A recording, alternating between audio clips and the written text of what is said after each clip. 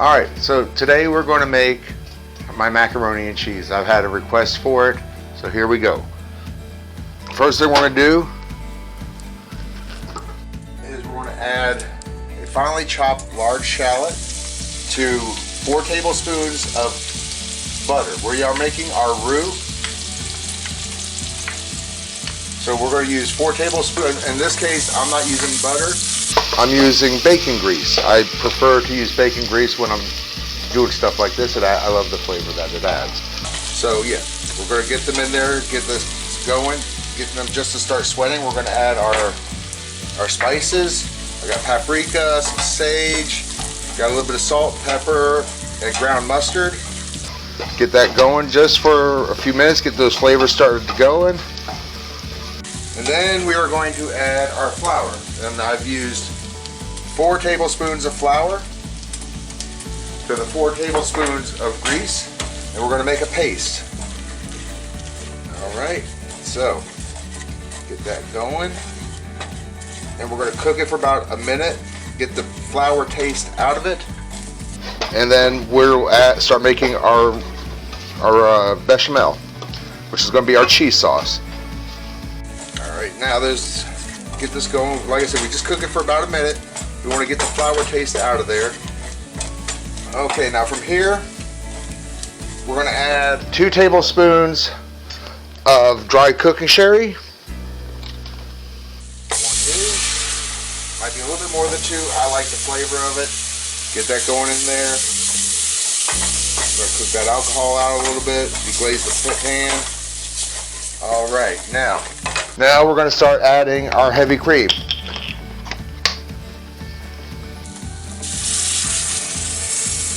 Alright, so we add this.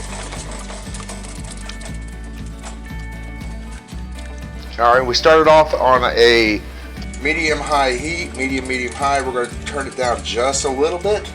We don't want to scorch anything. And what we're doing, like I said, we're making our bechamel for the cheese sauce. Get this going. Now I like using the heavy cream first.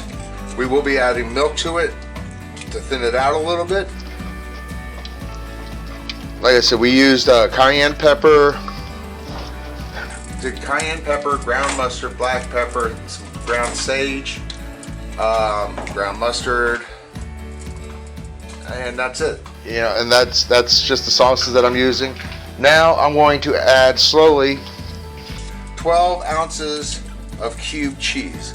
Now I am using 3 different cheeses here. I am using I'm using white cheddar, and we are using our favorite, which is going to be the Gouda. And we're going to add that to this. And keep stirring constantly. Get the cheese to melt. Okay, we're going to start having to add some milk here pretty soon. Let me go ahead and grab some.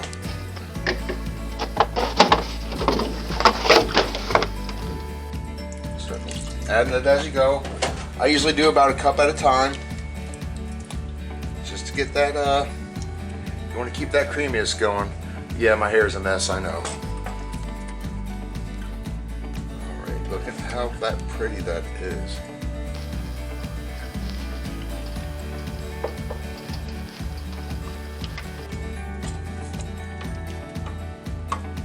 Alright, look at that. Now, I don't know if you guys can see it or not, but the problem with reusing real cheese is it tends to get a little bit on the grainy side, and I can easily see that. Now, one of the things I do, we're still not done. We're going to add some sour cream to it, and I'm going to use about a 1/4 cup of sour cream. And then we're also going to add a little bit of cream cheese. Now, it's always good to add processed cheese. It helps keep the real cheese from being grainy. I use cream cheese, that's my preference. I mean, you can use any kind of processed cheese. See, this is still a little bit on the thick side, so we're going to have to add some more milk. You got to constantly keep stirring it because you don't want it to scald on the bottom. So we add about another cup. Yeah, see how that's starting to look. You don't want to get too vigorous with your stirring. You don't want stringy cheesy, you want creamy. And see, that's going to be another thing to do with your that's another thing you can do with your cream cheese. It's going to help add to the creaminess of it. All right, so here we have 4 ounces of cream cheese. So that takes our total cheese count up to 16 ounces of cheese. Now you're going to see how creamy this thing gets. Keep stirring, getting it around the edges there. Now, one of the things you need to do also, because a lot of this is to your own taste, I like a lot of flavor to my macaroni and cheese. I don't tend to add the bacon to it when I do this. When I use bacon grease, I use just the bacon grease. I will add maybe crumble some bacon on top later on before I serve it. But when you can see what this turns out to look like, you'll understand why you don't need to do any of that. Keep stirring, keep stirring. Let's get everything melted. Still got some blocks in there. The way you want it to.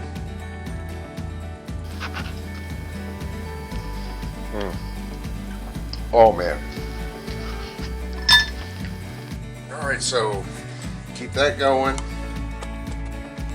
When we come back, the next thing we're going to do is we're going to be adding it to our noodles. They've already been prepared, they're already in the pan ready to go. We're going to show you that this is really a quick, easy dish. It's a great side dish. Hell, I've been known to have this just for a dish. You know, I mean, this is a great meal in itself. As you can see, it's starting to cream up real nicely, not stringy anymore. Still have a little bit to go as far as the melting goes, but flavor wise it's right on point. We'll see you guys in a few minutes. Okay, so now the next thing we're going to do is add the sauce to the noodles. I've already got them prepared, as you can see. All I did is I boiled them, cooked them al dente, which means they're a little bit firm still in the center. So what we're going to do, got this nice sauce that we have all prepared up.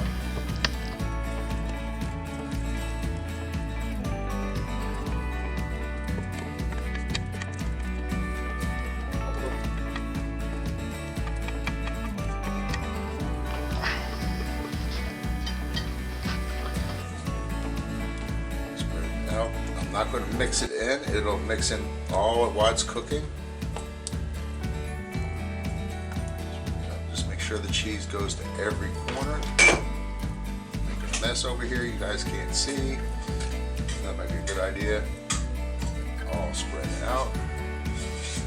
And there we go. Now what we're going to do is we're going to put that in the oven and we're going to cook it covered for about 30 to 45 minutes. I usually go closer to 45. I'll remove it from at the end, the aluminum foil top, and then I'll add some cheese on top of that and cook it for another about 15 minutes uncovered. Gets it that nice crispy toastiness on the top. I love that burnt cheese look on top of baked macaroni and cheese. It's one of my favorites, guys.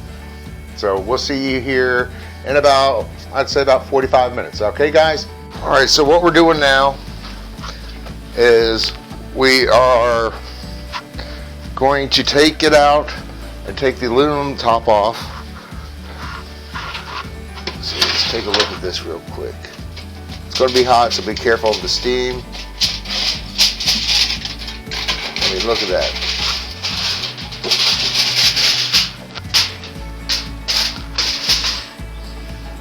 So I added some, before I put it in there, I added a little bit of parsley on top of it. So now we're going to take some shredded cheese. Alright, so what we're going to do is add some shredded Gouda, because once again this is our favorite go-to cheese.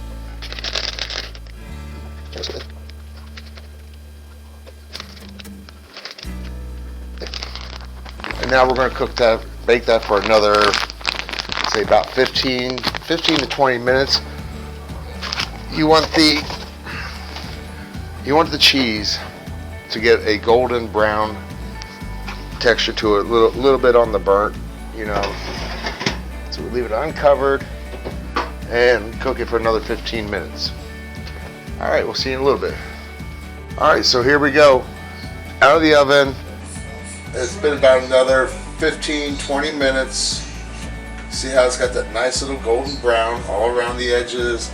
It's a nice little pockets of gold brown right there. That is the best part of baked macaroni and cheese. That crusty brown top. Some people like to take some panko crumbs. And what you do if you're going to do that, instead of putting cheese on it the last few minutes, take some butter, melted butter, mix with your panko, crumble it on top, and then put it back in the oven instead of putting the cheese on top of it like we did here. It's up to you what you do to it. That's the great thing about cooking. You can choose what you want to do. I just give you the basics. This is my favorite one. So we've got Havarti, we have Gouda, we have cheddar, we have cream cheese. Is there any more that I'm missing, dear? I think that's it. That's what we have, just in that right there. Wonderful flavor, cooking sherry, sour cream. You got your cayenne pepper, you've got your ground mustard.